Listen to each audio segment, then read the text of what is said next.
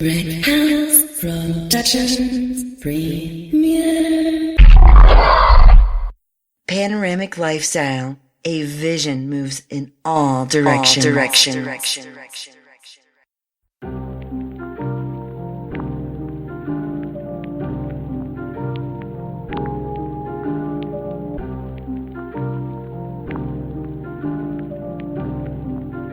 Yeah. Perez in my city like Vegas. Like Vegas? I need a million people screaming my name. Really, I'm not with the bull, I'm stubborn, baby. Maybe I will or maybe I won't, and that's a whole lot of maybes. Got a whole lot of babies. They need some brand new Mercedes. Can't wait till we take flight. No more asking for favors.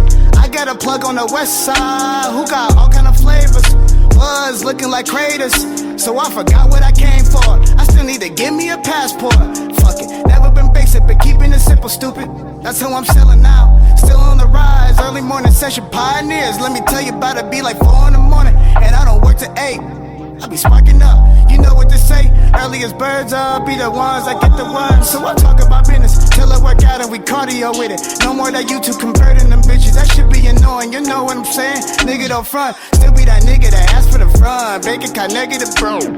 Don't test my kindness for weakness, I'm likely to spaz, and that's when we all luck. Ay, what am I talking about?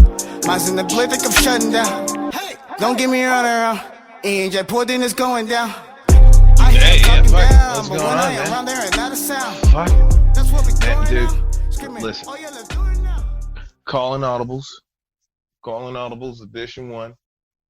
It's good, man. Look, So y'all coming in on this, but this is crazy. First and foremost, this is Calling Audibles. You got Right. you got Mr. Koffe Black. yes, sir. Y'all don't understand. Like before we start recording, this got to be on fire. Like when we have time to actually have like this show, if we could have recorded this like 30 minutes ago, we just started recording, bro, because we was sitting here talking, and he was like, you know what, fuck it, let's just go. Yeah. If you could have heard the stories we just shared, we ain't talked to each other in like a month. Yeah. So the catching up shit, yo, it's crazy. So go ahead. Well, I'm Mr. Jack Brickhouse right here. It's your other half. Let's go ahead. So look, that's like one of the people always talk about self-awareness. You know what I'm saying? Like I had a friend that was home one time, and I had to go pick up from the airport or whatever, you know what I'm saying? She was home, and I'm putting the business out, but her father was sick. They had some family stuff going on or whatever. So anyway, we riding back. I'm trying to get her situated. It's kind of an emergency. So we riding, we talking. And we started just, confiding in each other and talking about stuff. And we was talking about self-awareness. And she was like, hey, I mean this with all the love in the world, but you have absolute no self-awareness. Like that's what she told me. I've known this motherfucker now for like 10 years, 10 plus years. And that's what she says, right? And then I'm like, immediately I was like, my self-awareness compass is been lost, and it's in the junk drawer somewhere. Like, yeah. Hey, this shit ain't working. Right, you changed the battery in there. Yeah, it's in the junk drawer. Like I absolutely have no self-awareness. Yeah. And and we started, intimately, when you pontificate, you start. We are deep fans, you and I, of philosophical conversation. Mm-hmm. You know what I mean, and discovering new nuances, and but just moving forward though, like in the business of entertainment,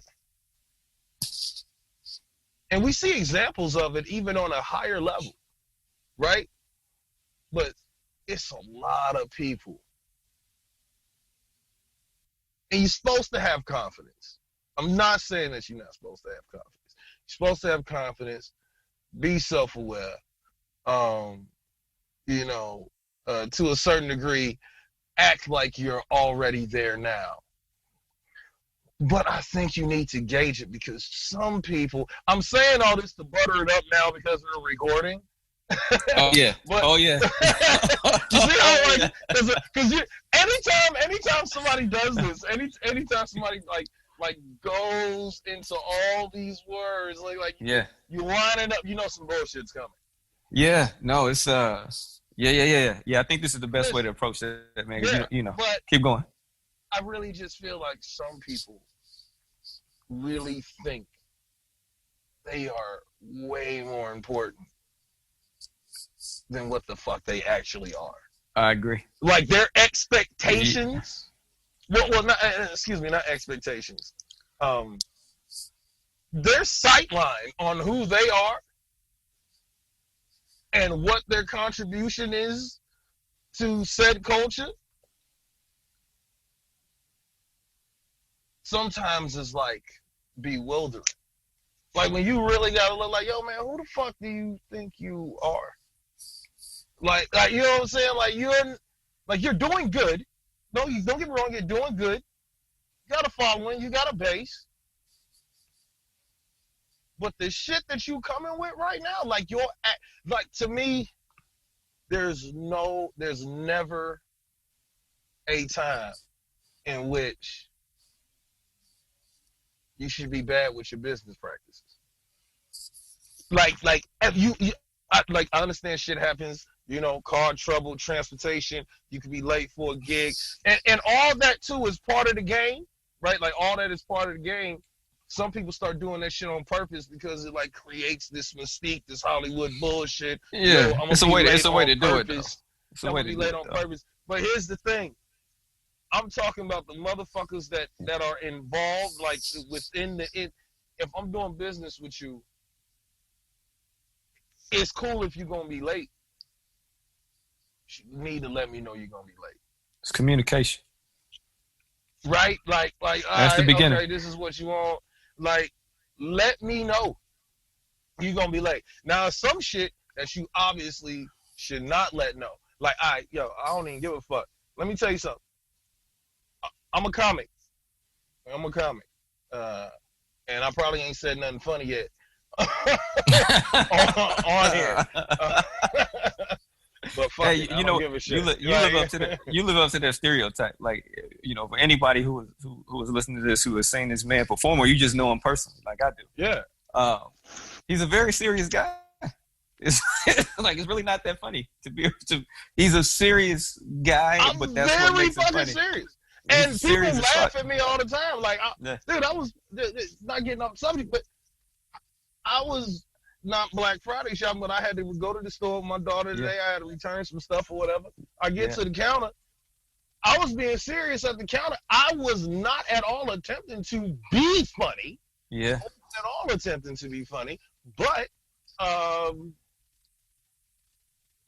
the chick was laughing, like this girl was laughing her ass off, and she goes, are you a comic? And I was like, actually I am. And she was like, no, for real.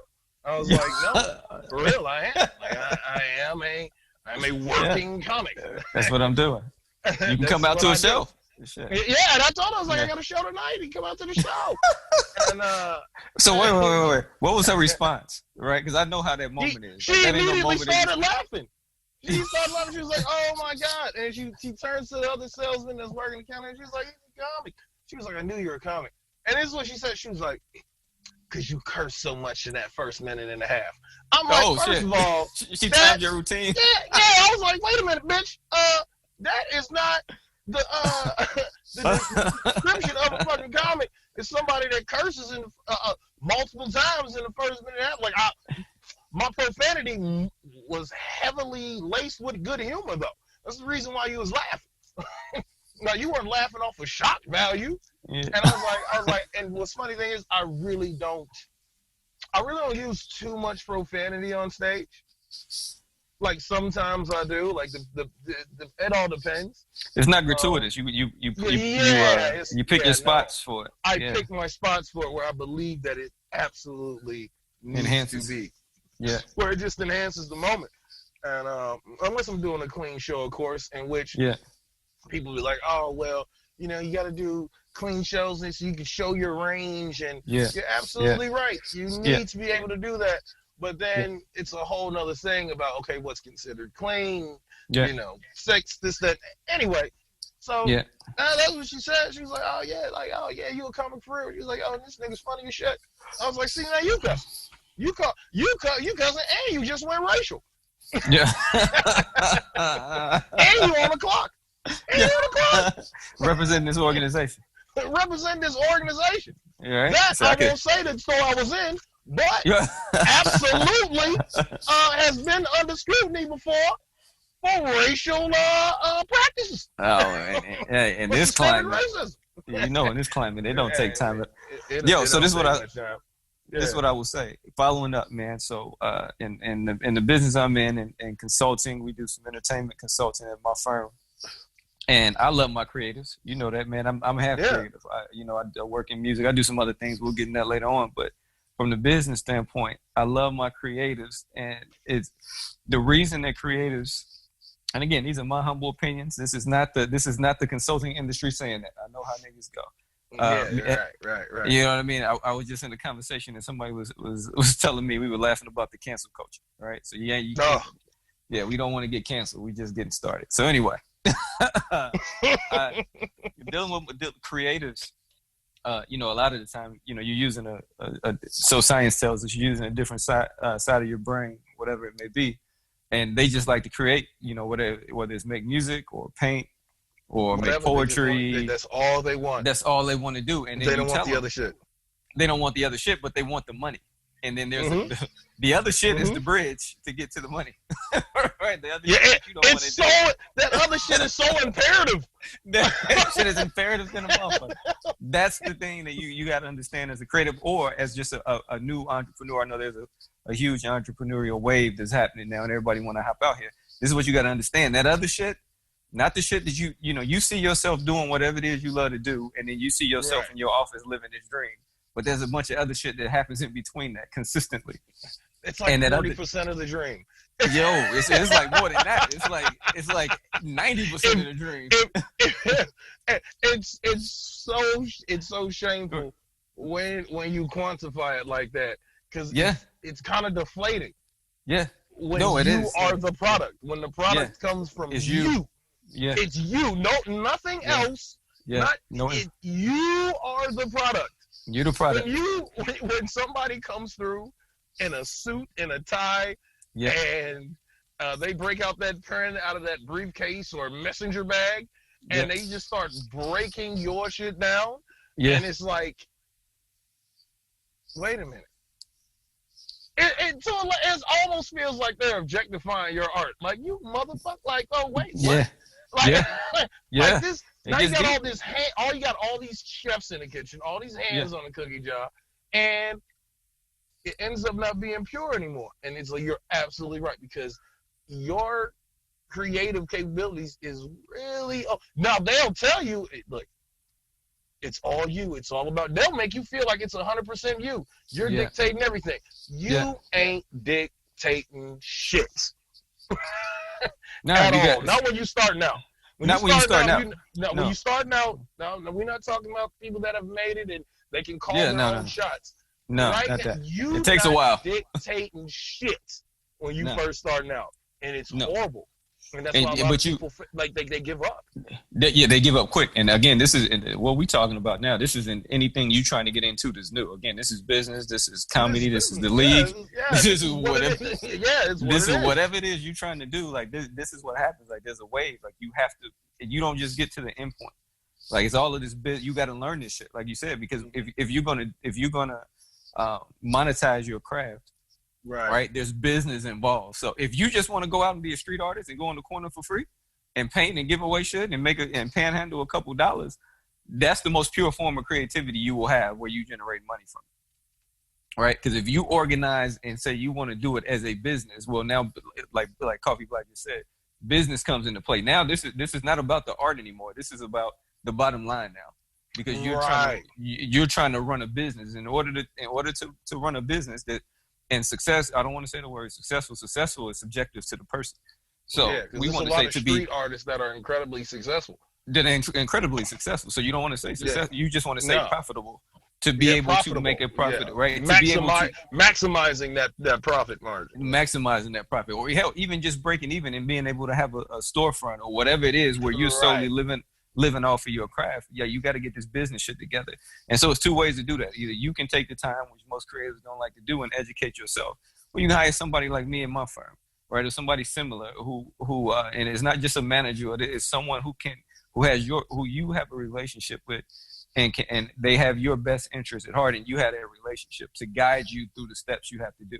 Then it becomes a lot easier. So hard, it becomes a lot easier. And but you got to have that person. You got to have that person, and then watch this.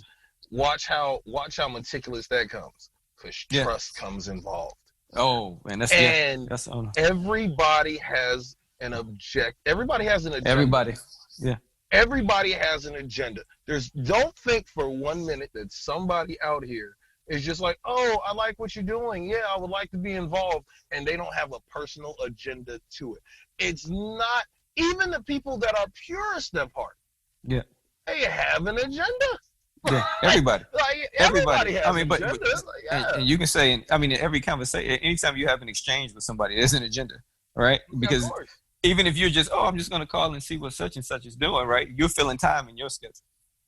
Yeah. For whatever the need. You know what I mean? So there's always, somebody always has an agenda. It's you figuring that out and figuring out how to leverage that. Like there are things you can leverage. Again, but you're not coming in, like you said, calling shots. Like you're not coming in at the top of the game. Like it don't matter who you are. No. Right? You see, there are some there are some people that have privilege and get a head start. Yes, That's but for the most part, though, generally you are starting from you're pulling up your bootstraps and I got to figure this thing out. You have to figure it out. Yeah. And the first thing you have to figure out is organize. Like you have to organize. You have to organize it so that you can formally see what the hell is going on. All right. It's not just, I'm gonna sell it, I'm gonna hustle off this. I make good candy, or I make good cakes, or I make this, or I make that. Like that's part of it, and just because you think it in your family or in your circle of friends and family think it, that don't mean everybody else does. Right. So the first thing we talk about is go try your concept out. So if you in comedy like Black, go get on a stage and see what happens. All right, get on a couple free stages and see what happens before you just come out. It's not as fun as you think it is. It's not as fun as you think it is. Shit is not as fun as you think it is. Go ahead. Once you let me say this, there is a level of fun. Oh, absolutely. Right? Yeah. There is when you're doing what you want to do, there is a level of fun, and you should enjoy what you're doing. That's not what I'm saying, but once you turn this, you realize what you have, you're good at it, you're pursuing this to be your purpose in life.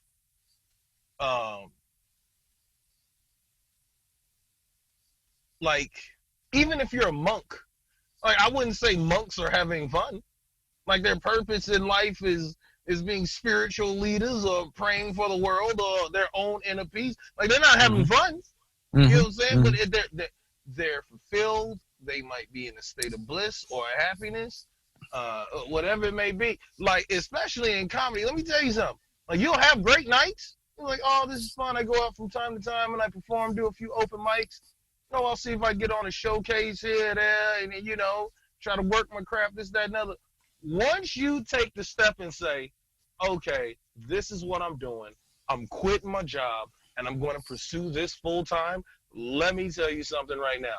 You're not getting ready to have a lot of fun. No, it's not. I was just a part of. I was working with my partner and one of our other firm partners on a business webinar, and it was for new entrepreneurs. Hopefully, we'll be dropping the top of the year. But that's what it is. It's not a lot of fun, man. Business is not fun. Again, I enjoy it, but it's not. It's still even then, like you say, I enjoy when the deal closes. But I enjoy the beginning, building the relationship in the deal, and then I enjoy the end of the deal. But everything else in the middle is where you got to talk money. and it gets uncomfortable. It's stressful. It's uncomfortable. It's stressful. Yeah. Things change. Yeah. You have to have audibles in place because things are gonna go awry. Do never think for 1 minute anything in life that you're planning, these coordinators. You want to know why, like, people at the Oscars, I read an article. People at the people behind the scenes of the Oscars. That is an event that happens once a year. Right. I believe the salary is somewhere around like $500,000. Yeah. And I'm not saying that's for everybody involved in the Oscars. But the top coordinators, they're making somewhere up around that figure. Reportedly. Right. I went down. God damn. Yeah. They making all that money for that just that one night? Right. And break that shit down. Go ahead. Then you break down. Break it down. Here's the thing when you're a viewer that you don't get to see. It's a total disconnect.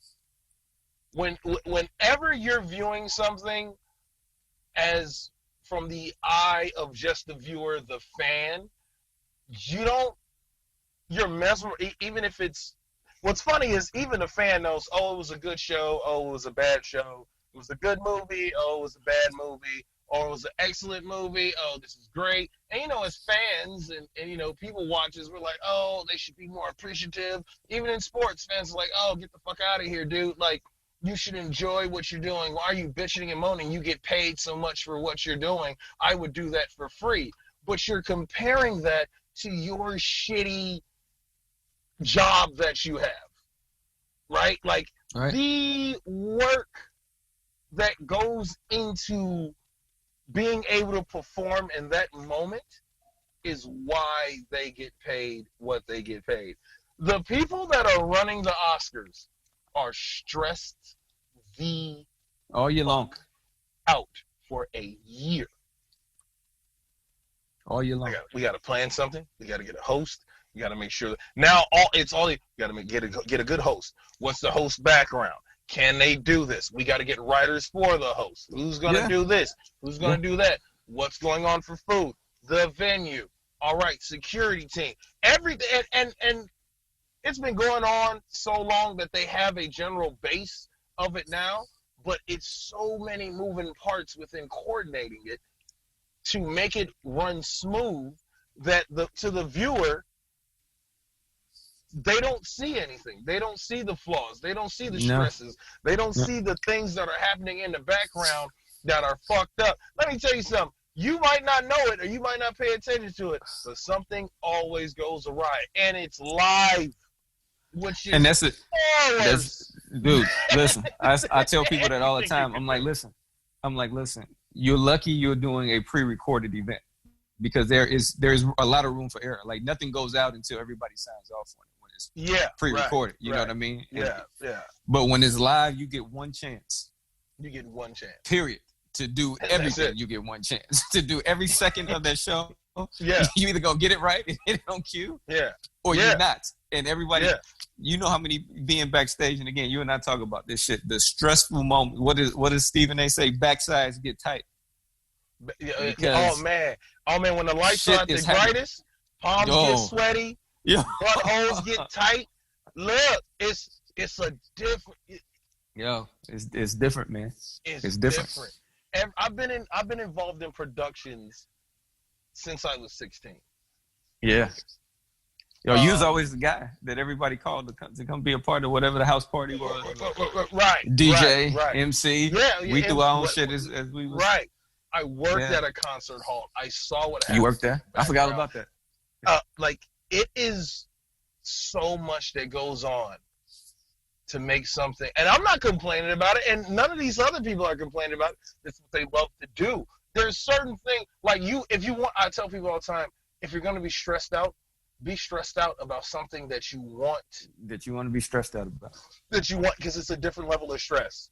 Yeah. It still is stress, but it's a different level of stress because the triumph in the end, right? The victory in the end after going through all of it You know what I mean? And pulling it off and getting it done, like in spite of everything.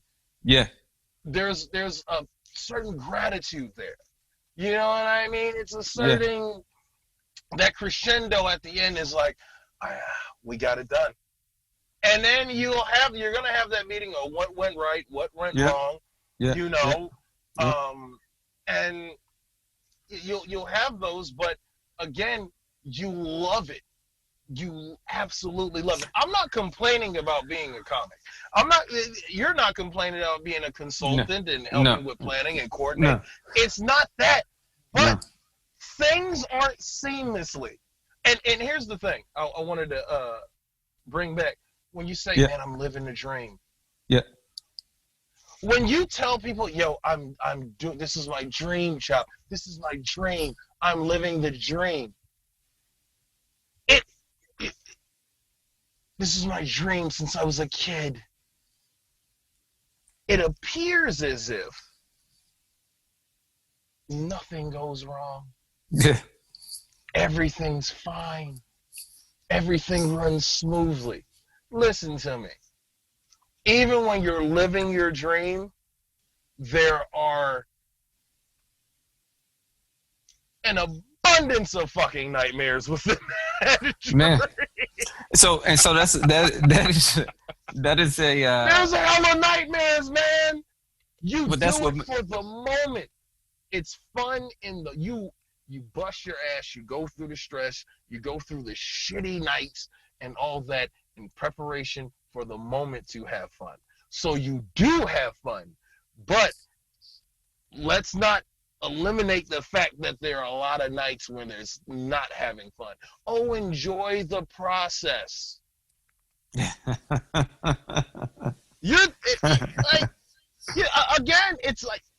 It's like BDSM. It's like, yo, it's a lot of pain I've got to go through to get that nut.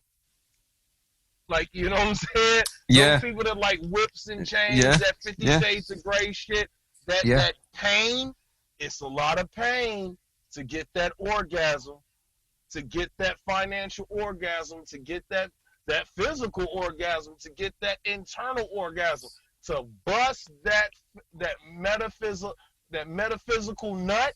It's a lot of pain that goes through that. It's a lot of pain, a lot of sacrifice. A lot of sacrifice, a lot of agony. So you do get to have fun. Yeah. But the whole thing isn't fun. Don't let these motherfuckers come out here and tell you, oh, I'm living life great, man. It's fun. I'm enjoying life. Yes, people that say they're enjoying life, they're just leaving out the fact they're still stressed the fuck out. Enjoying life does not mean that does not come without stress. Right, and that's period. Strife, without struggle. That's any class or anywhere you are, because it's anywhere you are, no matter what you do. The people who are deemed successful are the people who decided that in order for me to maintain at this level of whatever the success is, and again, this is not just celebrity shit, this is just in general. They've decided that whatever challenges they have to face every day that are going to be never ending. That's the problem. The challenges don't end. Like, there's no point where you just go and then you sit down and you're comfortable until you retire and you don't have another objective anymore. Right. Exactly. But as long as you're playing the game in some shape or form, you signing up to say, if I'm gonna hold this spot down, like if you're gonna stay where Koffe Black is in the comic game, and then even go further than where you are, and I'm gonna do the same thing in my industry. We've accepted that you're gonna deal with these challenges, and it's gonna be some super tough challenges, right? Oh my God! And so, I always think of it this way, right? So if you talk about sacrifice, you're always sacrificing something. So if you imagine your life as a pie, 4 pieces, 5 pieces, whatever it is, you only can grab a hold of a couple of those at a time and really be good at it. So you're sacrificing something, right? So if you're killing it on stage and you're killing it off stage in whatever shape, form, or fashion that is, you're not gonna have the hold on family that you want to have on it at that time. If you ain't had time, gonna happen, right? And then vice versa. if things at the office are popping and everything at home is good, something is lacking somewhere. Then money, I'm losing that on some money somewhere. You're losing. You're losing on something. What was that? What was that? I forgot that the hip hop group. I think it wasn't Dilated People. Was it Dilated Peoples with Kanye? The song I can't live my I can't live my I can't live my life. Yeah. I think so. I think it was Dilated Peoples. Yeah. And Kanye has that great line. Oh, that yeah. great bar Yeah. where he's like, Yeah. either I'm getting paid or I'm getting laid. When I'm getting one, the other one's getting away. Getting away. Like that's like real talk. Yeah. Not in that instance per se, but that's what it is. That's what sacrifice is. Yeah. And that's what people don't understand about sacrifice. That's why I always, you've heard me make this reference. It's like gambling, right? And when you're pursuing your dreams, you must understand what going all in means. Yeah. When you go all in, you don't count your chips. Yeah. Yeah. It's fine. You're going all in. What's the point of counting your fucking chips? You're going all in. So whatever's here is what it is. Whatever's here is what it is, and I'm okay with. I've already made up my mind. I'm okay with losing this, but at the same time, in the same instance, I know what is on the back end of the payout on the back end. High risk, high reward. Yeah. You know, in what we do, you're sacrificing. Yeah. Home life, kids, marital status, relationship, family, friends, a lot of interpersonal relationship time. We're sacrificing to record right now. Right. You're sacrificing. Watch this. You're sacrificing what society deems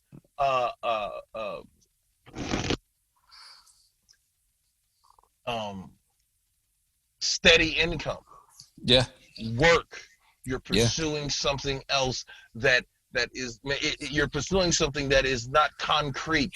You know what I mean? You are really going out on the limb. You're sacrificing a lot for your enjoyment. It's a bit of selfishness there.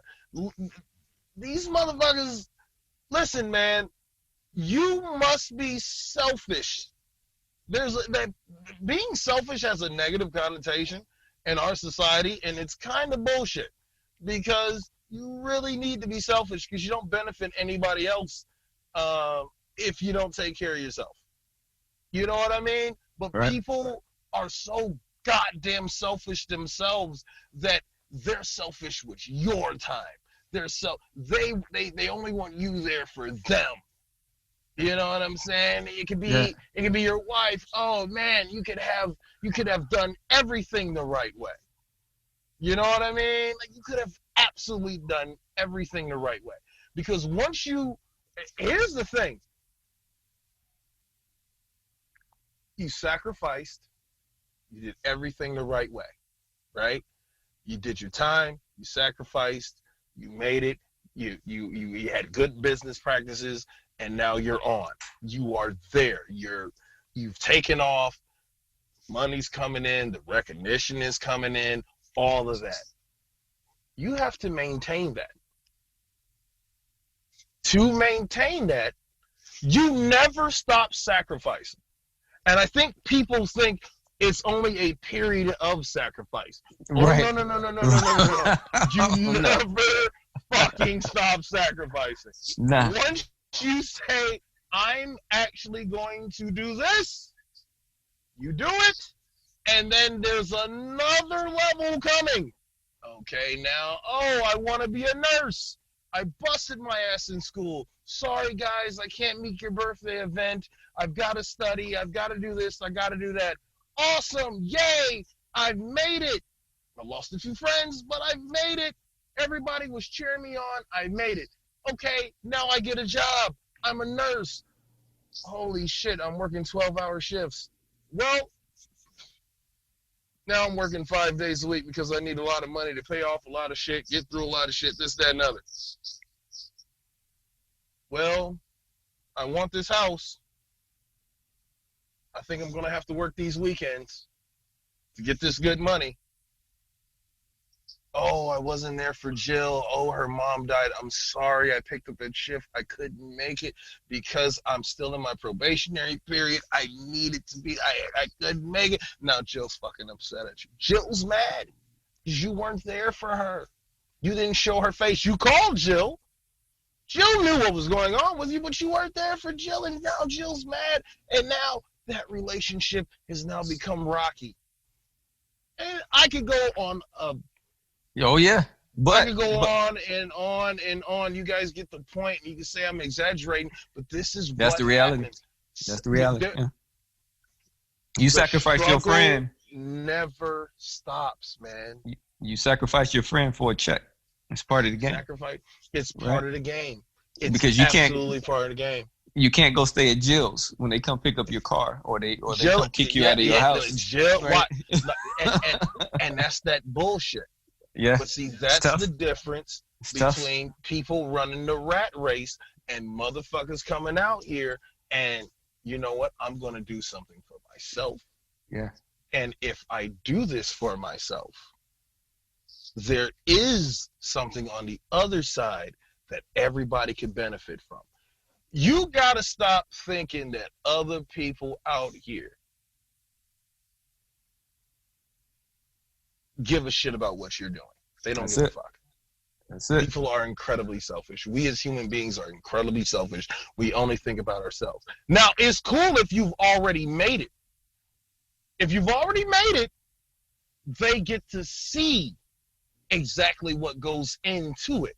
So then the onus now becomes on them if they want to involve themselves in that.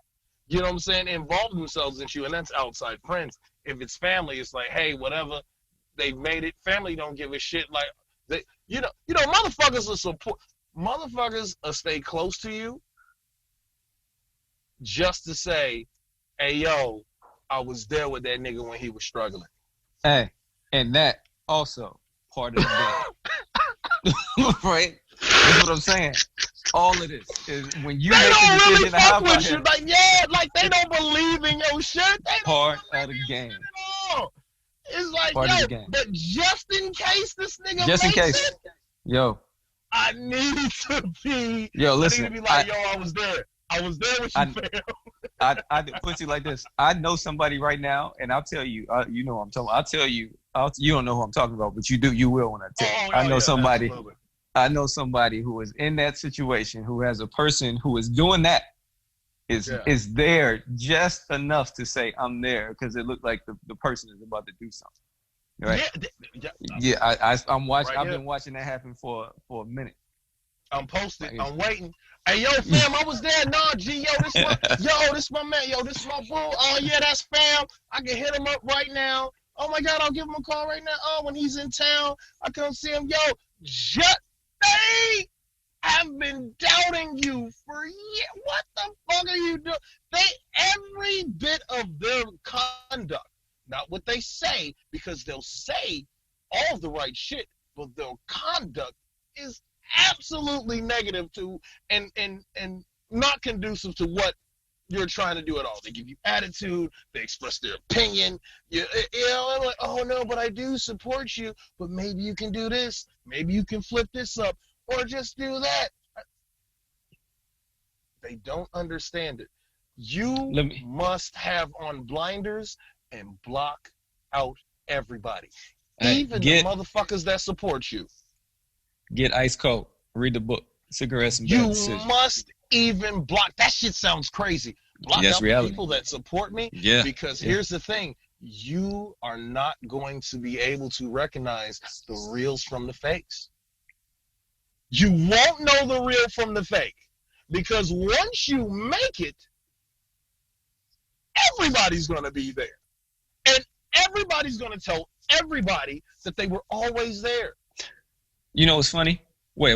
Let's slow down for a minute. Let's define or wait. You dumping a lot on these people. Hold on. Let's stop here for a second. Yeah. Let's talk about making it. Oh God, what is making it? What is making it? That's what I want to talk about. What is making it? What is making it? What is it? Jeez, fuck. What is making it? right? Because think about it. When you're grinding, and again, this when you have the standard, you're doing this the standard day-to-day 9 to 5, and you haven't been independent, you don't understand this, right? Yeah. So your definition of make it is one totally thing. Different. Yeah, it's totally different. The people who are, when you are with other comics or other artists or other entrepreneurs, whoever it is doing the same hustle you're doing, and they do something that's way smaller than what the 9 to 5 people are thinking, we're congratulating them as being other people in the game.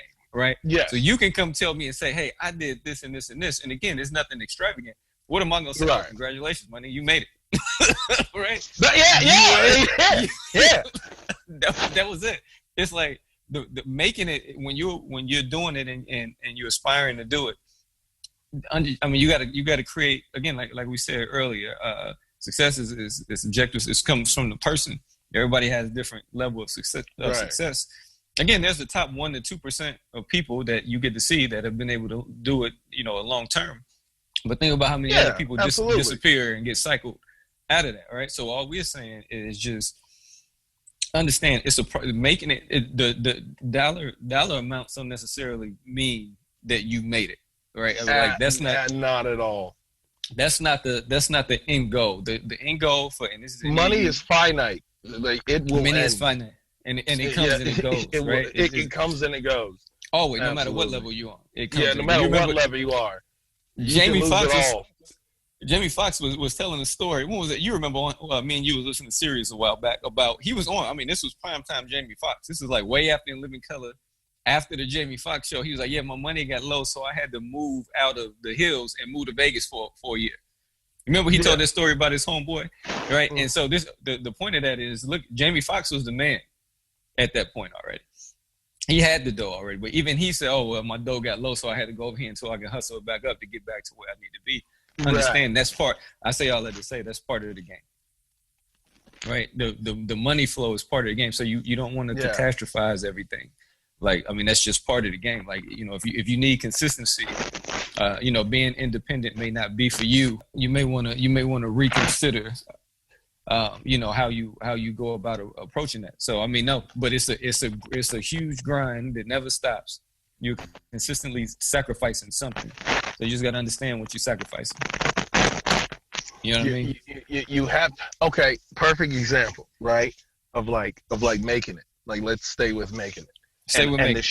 And to show you how, to show them, our viewers, but also us, to show you how people's like level of perception of what making it.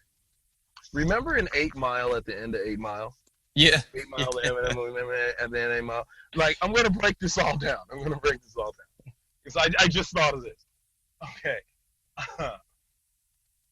They walk out. Right? Spoiler alert if you've never seen 8 Mile. If you've never seen 8 Mile.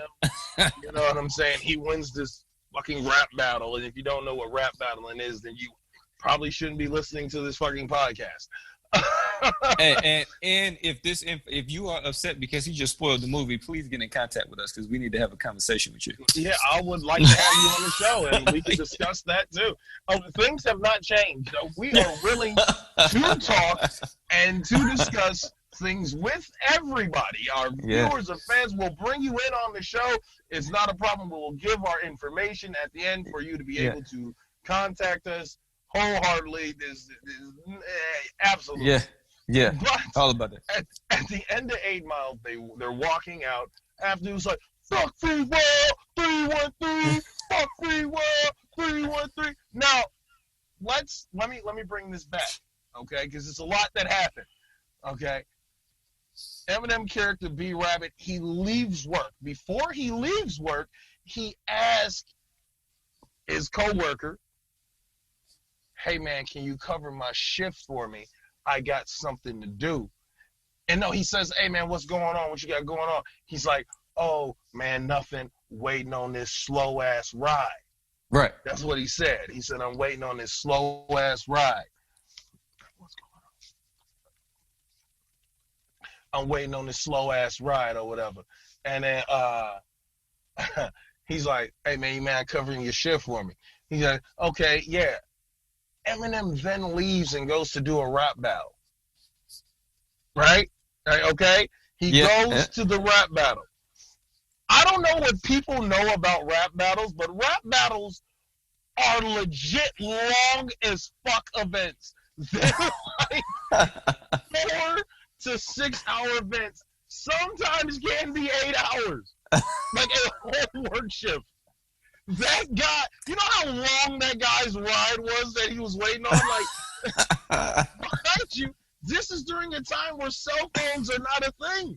Right. Like, he was, like, think about it. He was already off, and he was waiting on that ride. And he went and worked to cover Eminem's shift, right? For at least, if anything, at least 2 hours, 2 to 3 hours. Imagine if the ride that was slow as shit pulled up 3 hours later, or within that 2 hour frame that Eminem was there, and that guy's not there. That slow ass ride that he waited on for 2 hours is not waiting 10 minutes for that guy because they don't even see him outside. They can't call him or contact him. So they drive off. So that guy's fucked. That guy's fucked. Okay, we fast forward.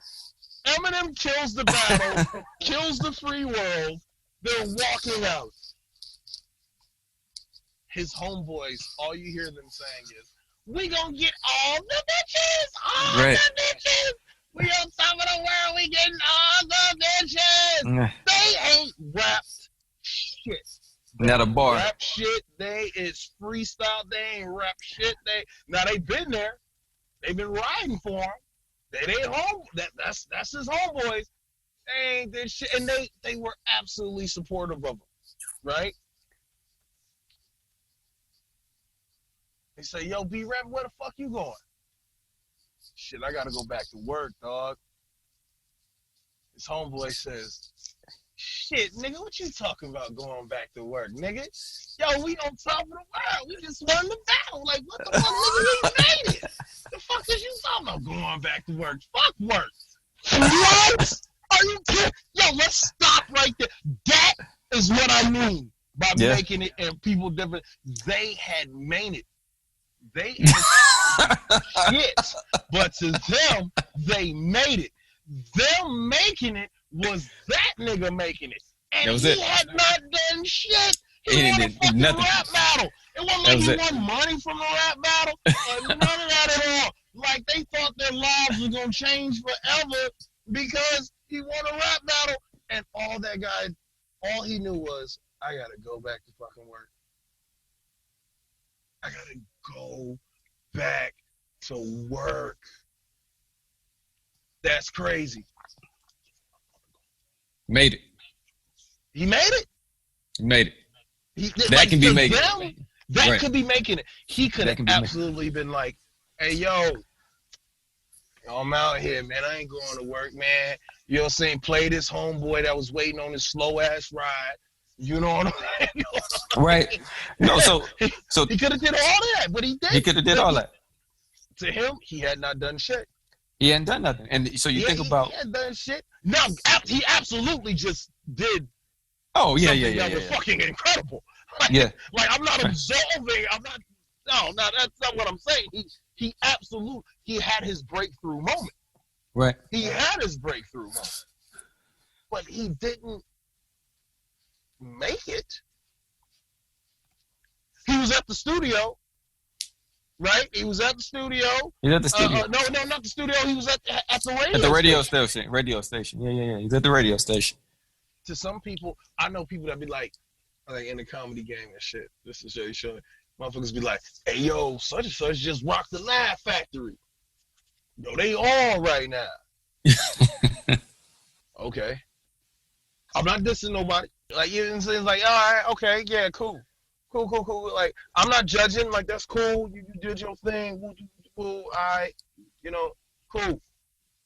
I'm not judging. I'm not jealous. But it's not like people will.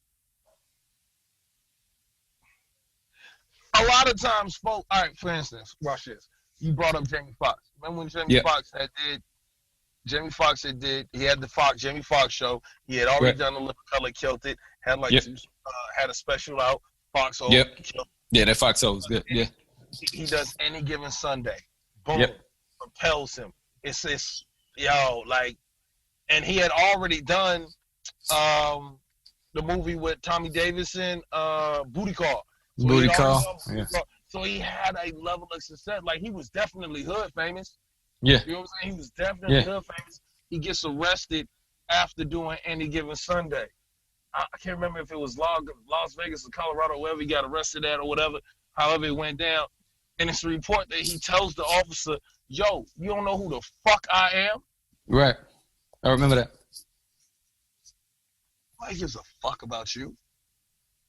As famous as Michael Jackson was, when that trial had started, when everybody was cracking jokes, he was on top of the car looking like goddamn Captain Crunch and shit. Yeah. Right? He was like Captain Crunch or whatever. He said, listen, it was, how do we find a jury that can be unbiased, not knowing who he is? Kobe, happened to Kobe in his trial when he was in Colorado. Yo, it's a part of America, bro, that don't know who the fuck you are. Yeah. Period. So have you truly made it? Does one truly make it? Because it's hard to define exactly what making it is. It has to be from within oneself. You must set the goal on what you consider making it. Oh, well, financially, I made $50 million. I'm financially sound. My family's comfortable. I'm fine. My future's intact. I've made it.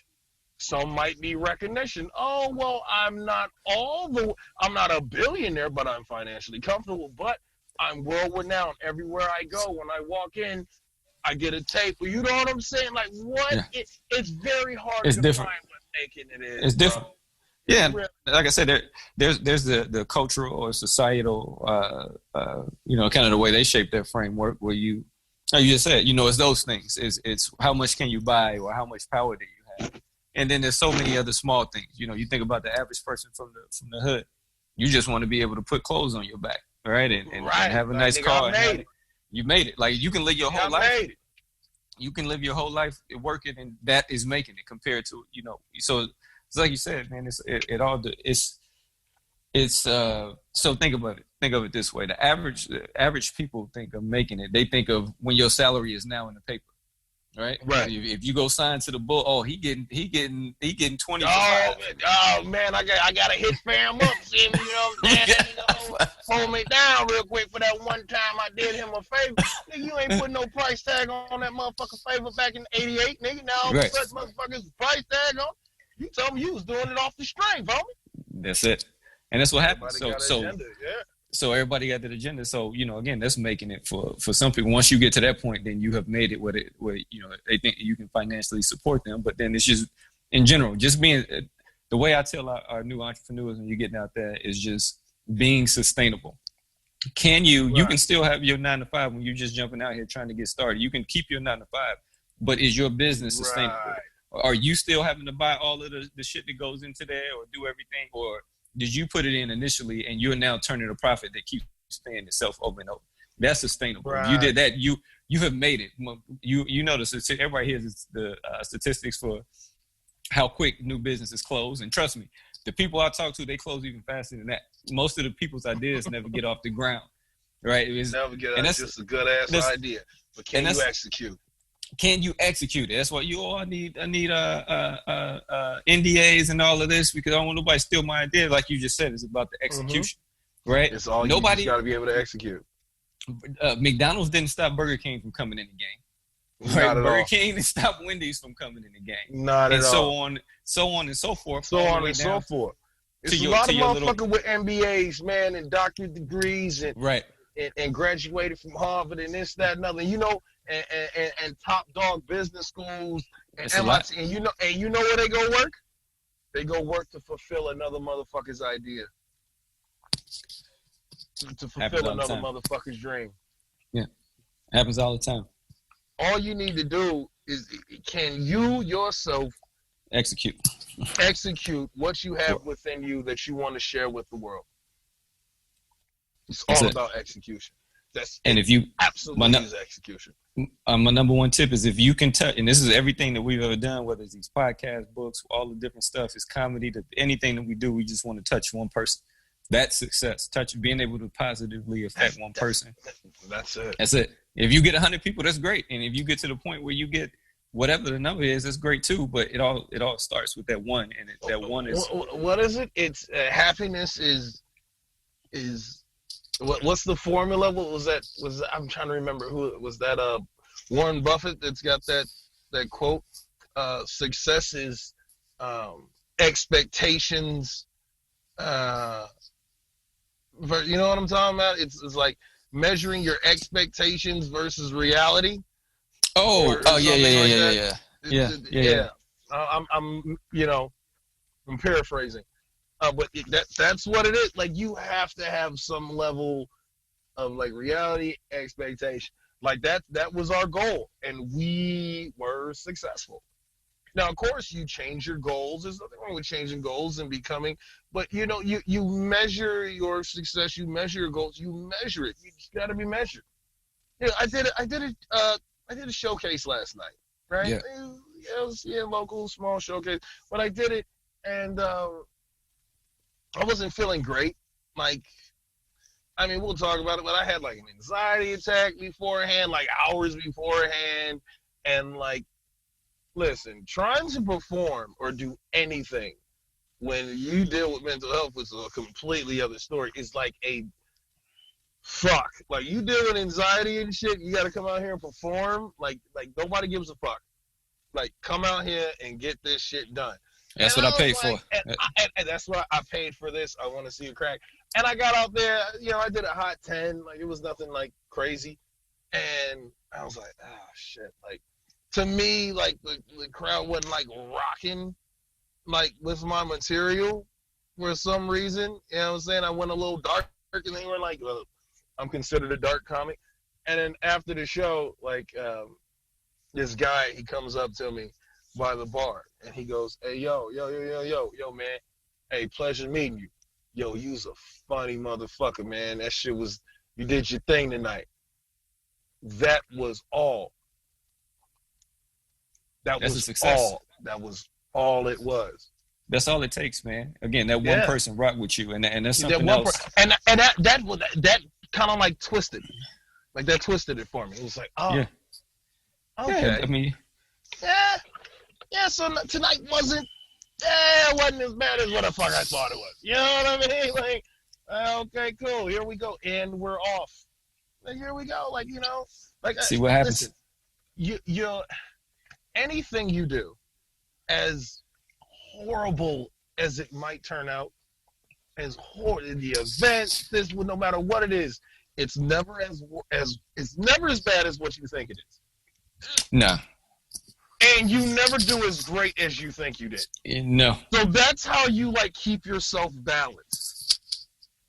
You don't go too low and saying, oh, it was a god fucking awful night. It's over. Listen to me. There's no such thing as bad publicity. In fact, your shit could be so goddamn batshit awful that people will come back to see if you can top how batshit awful it was before. Yeah. It's the craze, man. It's absolutely the craze. It's like that Popeye shit. Popeyes is a successful fucking business.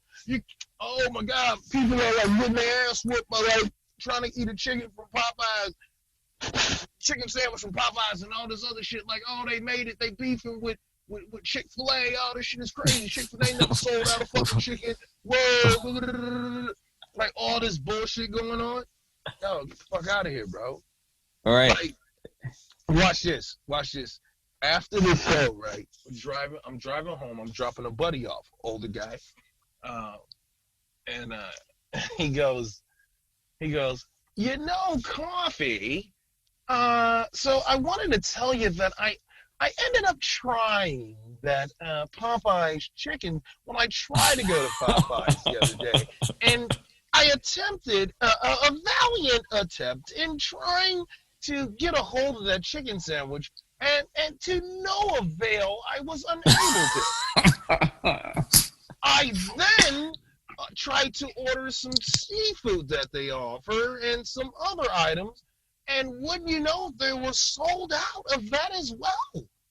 So they didn't have the seafood, they didn't have the chicken sandwich, and I just ended up with an 8-piece. And the first thing out my mouth was, I've never seen somebody so disappointed in receiving fried chicken. Like, he still ended up with chicken out of all of that. Out of all of that. He ended up with an 8-piece of chicken. Mind you, it wasn't like different chicken. It was from the same fucking establishment that he went to for a sandwich. And he got an 8-piece of chicken, and he was incredibly disappointed by his experience. First world problems. First world problems. Yo, yes, let's leave on a high note, man. I think we've been rambling on enough. The chicken was crazy, bro. Listen, we'll talk about that. We won't talk about that now. We'll definitely talk. I got a lot to say. I know what the viewers are saying. They're like, wait a minute, this show is called fucking Calling Audibles. Y'all niggas didn't give, and no, yes, I said y'all niggas because there might be a few white listeners listening, and y'all called us niggas. And it's okay. Yeah, we know it. It's all right. No, listen, this is still a pilot. You'll see this. We just working this out. I said we're gonna work this out. We figured we'll work this out while y'all listening.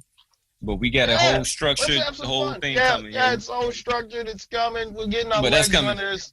Don't trip. Don't trip, guys. We just want to have a little fun. Yeah, stay loose. Fun with you guys, and I think you guys had fun tonight. It was informative. You learned about making it. You learned about making it, or not making it, or realize that you'll never make it. You know what's happening right now? Somebody quantify that fact. Some guy's laying up with his girl and talking about, well, these niggas ain't talking about me. I made it, and his girl like, shit, nigga, please.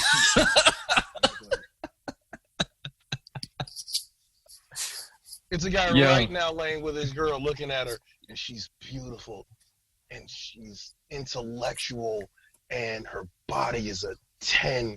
Her skin is so smooth. She's loving. She is perfect for him. And she's looking back at him, and she's saying, he really does love me.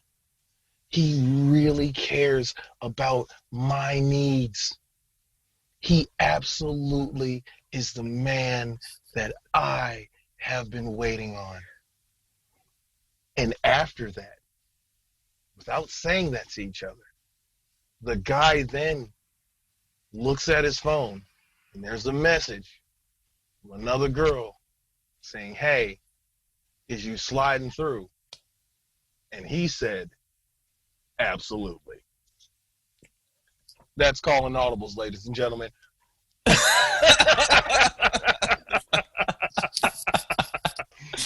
All right. She thought he made it. She thought she made it. She thought she made it. Yeah. That guy has everything he can need, and even then, he still went out and got that pussy from that other chick. Yeah, that's it. Koffe Black Brickhouse. Yo, we up. I'm on a wave. I'm on a wave. That is okay now. I'd rather get paid. Look at my face now. They got nothing to say. I'm on a wave. I'm on a wave. She ain't got the time, do the dime I want. Been up in the sky, I won't. Let a nigga waste your motherfucking time, I won't. That'll be a crime, I don't ever wanna make you think I'ma go far, I am. But real on whatever I want. You ain't know that I'm the motherfucking man I am. Scooby never slacking on fronts. I can make a shit splash, I'ma dash on way. Got a whole lot of cash in the stash on.